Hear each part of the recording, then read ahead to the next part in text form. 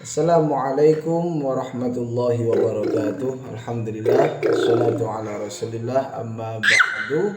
Sobat Cak Miftah dimanapun anda berada, berjumpa lagi dengan saya Miftahul Ulum.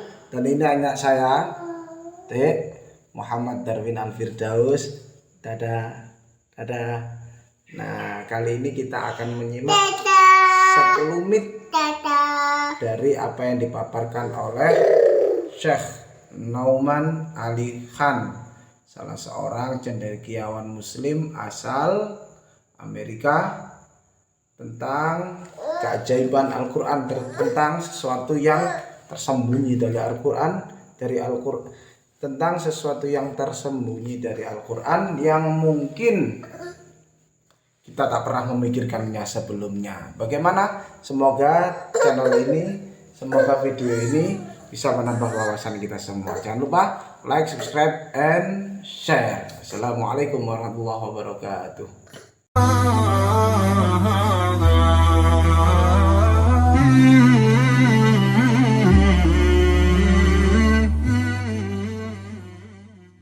The story of Yusuf alayhi salam can be broken up into 12 parts. If you know the story, you can easily, as it is in Surat Yusuf, you can break it up into 12 parts. I'll tell you why I'm telling you this. When I was in college, before I was even interested in Islam, I took a course called World Literature. And in that course, we studied some parts of Plato's Republic, Aristotle. We even studied actually the Communist Manifesto. We read some things from the Confucius. We read some things from the Bible. We read something from the Qur'an. And at the time, I didn't know any Arabic. When we took this course, one of our homework assignments was to compare the story of Joseph in the Bible to the story of Yusuf alayhi salam in the Qur'an. That was a homework assignment. And the only thing I had was the translation. Now I'll tell you what happened at the end of that homework assignment later, but let's go back to this. How many parts did I say the story has? What surah number is it? Anyone know? 12. Surah number 12 has 12 parts. Interestingly. Anyway, here's the first part. Yusuf alayhi salam sees a dream. The second part, his brothers make a plan against him. The third part, and by the way, the plan succeeds and he's taken away from his family. You know what happens. The third major part, the wife of the minister tries to seduce Yusuf alayhi salam, the test that he was put through. So the first part was the dream, the second was the brothers, the third was the wife of the minister, the fourth one was when she called the ladies. She called all of the ladies and they also fell in and they, did what they did with the knife. They weren't very good with knives. And then the fifth part, Yusuf alayhi salam ended up in jail. You guys know that part? Right? He was falsely accused and he went in jail. The sixth part is when the king had a dream and he couldn't figure out what the dream means. What kind of animal did he see in the dream? Call it out loud. Huh? A cow. Very good. That's a very loud cow over there. Okay. Now, the seventh part is that the dream that he had gets interpreted by Yusuf alayhi salam. So he doesn't know what to do with the dream. They send for Yusuf alayhi salam, he interprets the dream.